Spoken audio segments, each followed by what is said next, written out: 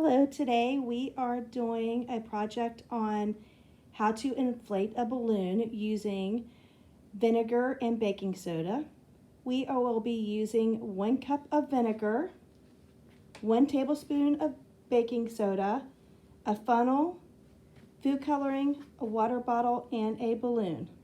First step, we're going to take the funnel and stick it down into the balloon, and we're going to take the baking soda and dump it into the funnel.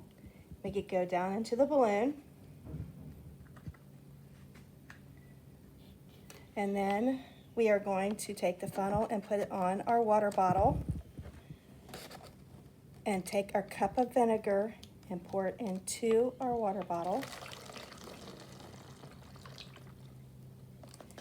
Then we are going to add food coloring just to give it a little bit of color. And we're going to mix the colors by mixing blue and red to make purple. We're going to put the balloon on top of the water bottle, turn the balloon upside down, and make all of the baking soda go down in it to blow up our balloon.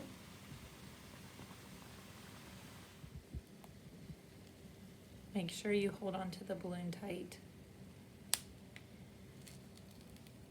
We have our beautiful color purple.